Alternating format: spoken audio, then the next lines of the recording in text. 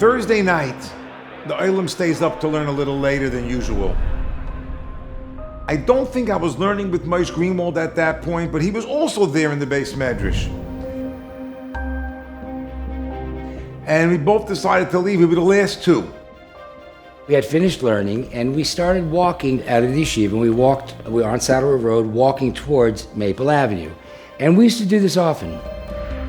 It was quite dark. It was after 1 o'clock in the morning, quiet. And we were just standing on the corner of West Maple and Saddle, schmoozing. And then we both were just staring out right there on the corner of West Maple and Saddle. And we were looking across the street is this Revolutionary War cemetery.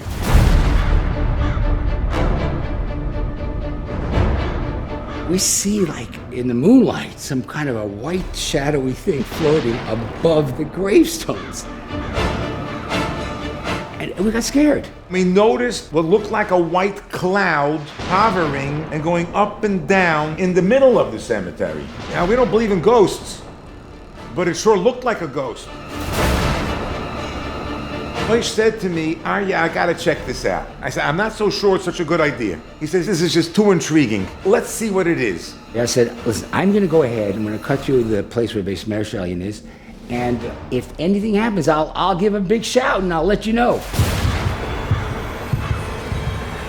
So I went there, I peered through the bushes, and I saw that it wasn't a ghost. It wasn't anything sinister. It was our dear Rebbe, the great Rabbi Mordechai Schwab. And he came back out and he said, Aryeh, it's Rebbe. So which Rebbe? Rav Schwab.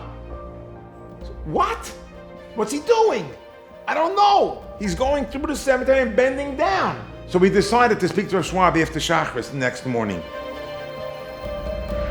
The next day, we asked him, what was Rebbe doing in the cemetery? He said,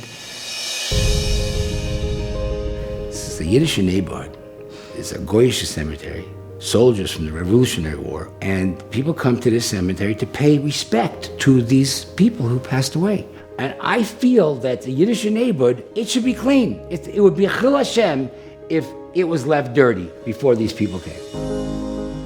He said they're going to think that maybe the Jews don't care about our cemetery and they're throwing garbage into our cemetery. So even though I know that's not the case, he wants to make sure there's no question about it. And Thursday night, he would go and pick up all the garbage that had blown into the cemetery so that no one should even think that someone had done something not nice.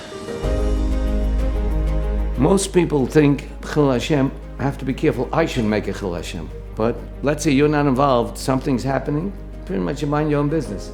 He was careful that it shouldn't be a Chil Hashem. Chil Hashem means, Mechal Hashem Shemayim. It makes no difference, you do it or somebody else does it. I just heard now that someone who heard this story took the lesson to heart.